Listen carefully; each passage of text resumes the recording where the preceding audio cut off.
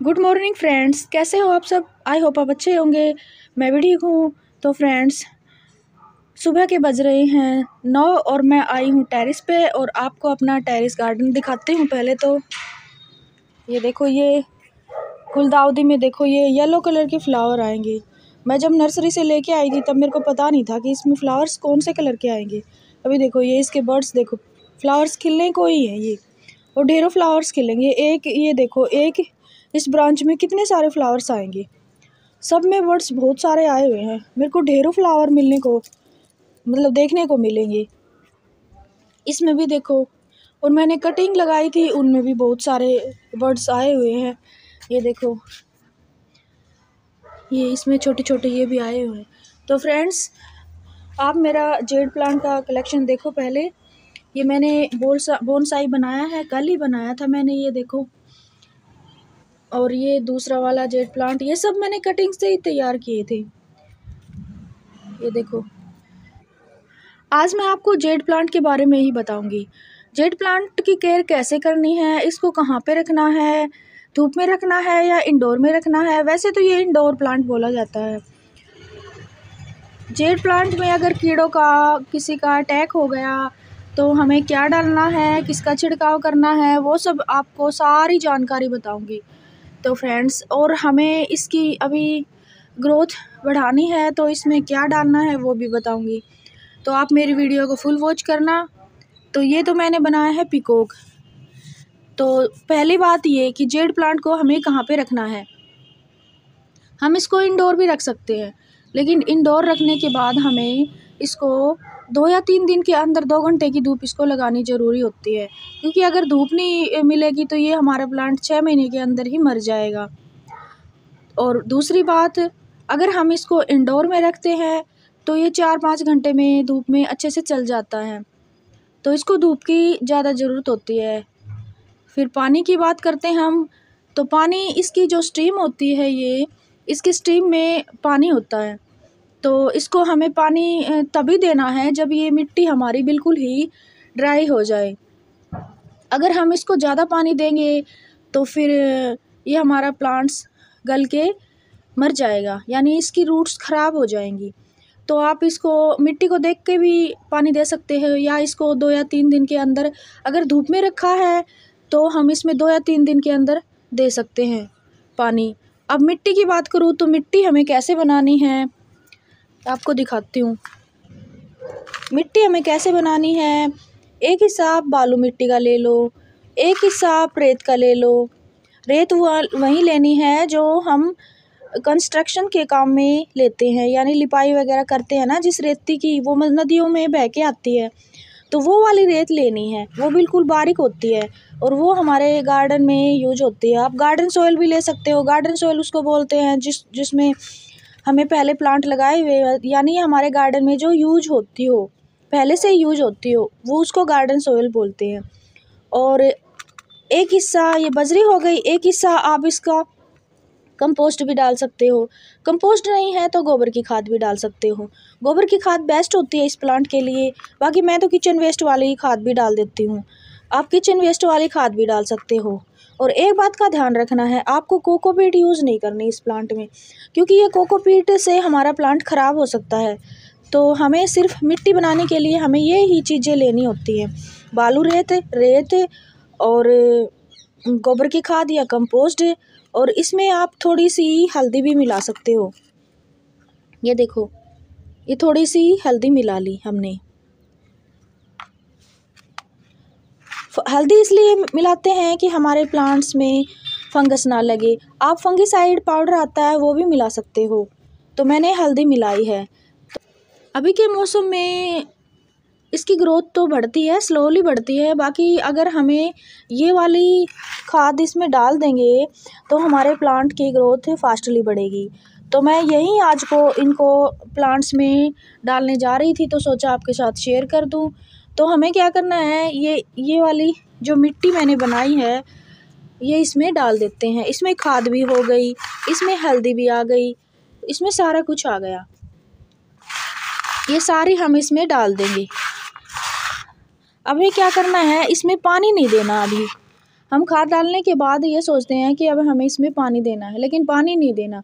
मेरे को पानी इसलिए नहीं देना क्योंकि मेरी ये मिट्टी गीली है, क्योंकि मैंने इसको शाम को ही पानी दिया था।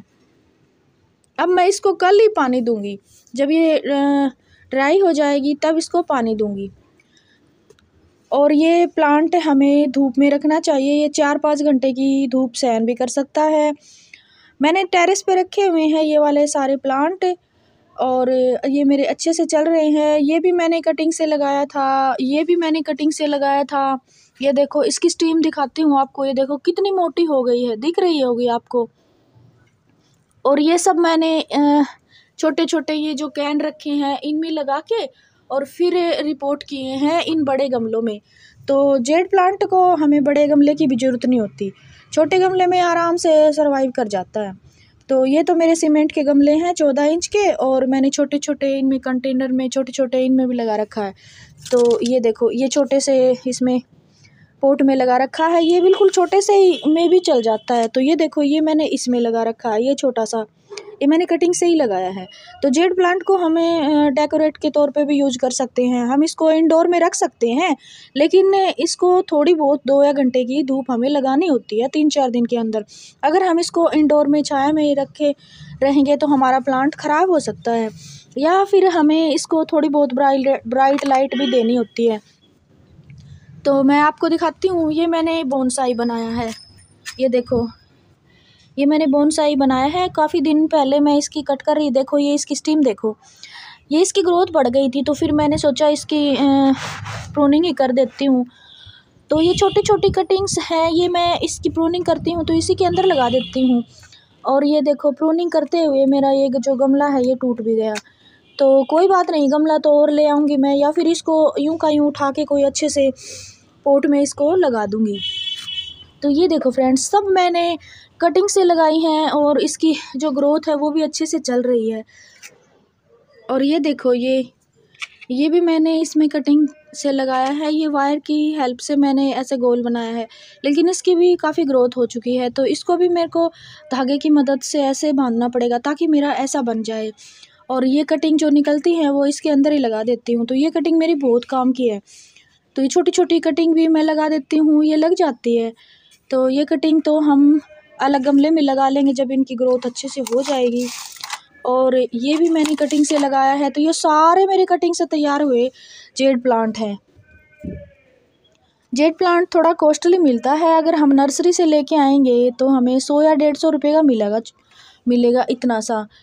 तो अगर हम इसको एक बार ही ले आए ना तो फिर हमारे घर से ये जाएगा नहीं, कभी नहीं जाता।